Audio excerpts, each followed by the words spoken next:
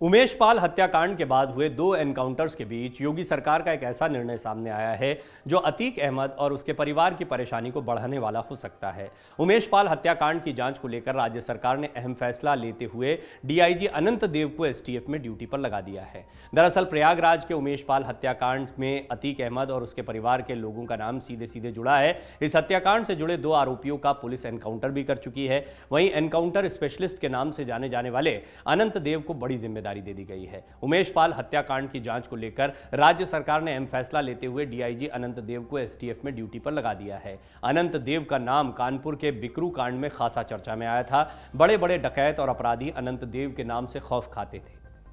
अब तक उन्होंने 100 से ज्यादा बड़े अपराधियों का एनकाउंटर किया है। अनंत देव उत्तर प्रदेश पुलिस में एनकाउंटर स्पेशलिस्ट के तौर पर मशहूर हैं। विकास दुबे कांड या बिकरू कांड जो इसको कहा जाता है से डीआईजी अनंत देव चर्चा में आए। उस समय उनकी कुछ तस्वीरें और ऑडियो वायरल होने के चलते वो विवादों में घिर गए थे। इस दौरान वो डीआईजी पीएसी मुरादाबाद के पद पर तैनात थे। जीआरपी में डीआईजी के पद पर तैनात अनंत देव एक बार फिर से चर्चा में आ गए हैं।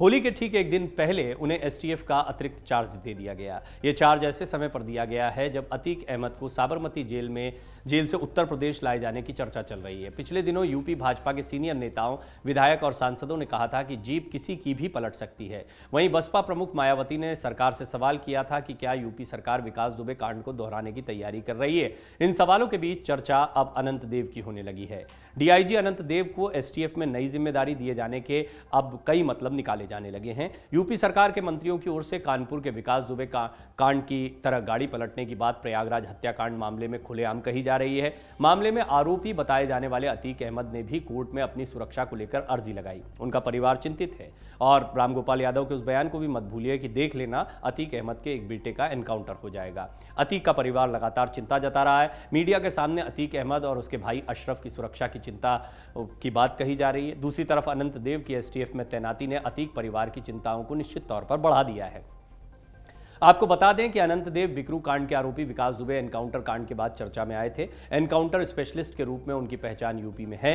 विकास दुबे कांड के बाद उनकी तस्वीरें और ऑडियो वायरल हुए थे। विवाद गहराया तो सीनियर अधिकारी को यूपी सरकार ने नवंबर 2020 में सस्पेंड कर दिया था। बिकरू कांड की जांच रिपोर्ट आने के बाद सरकार की ओर से ये कार्रवाई की गई थी। अब एक बार फिर उनको एसटीएफ में तैनाती के संकेत खोजे जाने लगे हैं। उमेश पाल हत्याकांड में अब तक 2 शूटर्स मार गिराए जा चुके हैं। अतीक के बेटे के ड्राइवर अरबाज और उमेश पाल और उनके गनर पर पहली गोली चलाने वाले विजय चौधरी उर्फ उस्मान को एनकाउंटर में मार गिराया गया।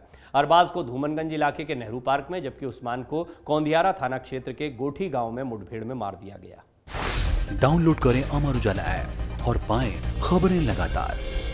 अगर आप ये वीडियो YouTube पर देख रहे हैं तो हमारे चैनल को सब्सक्राइब करें और बेल आइकन को दबाना ना भूलें। अगर आप Facebook पर ये वीडियो देख रहे हैं तो हमारे पेज को लाइक करें।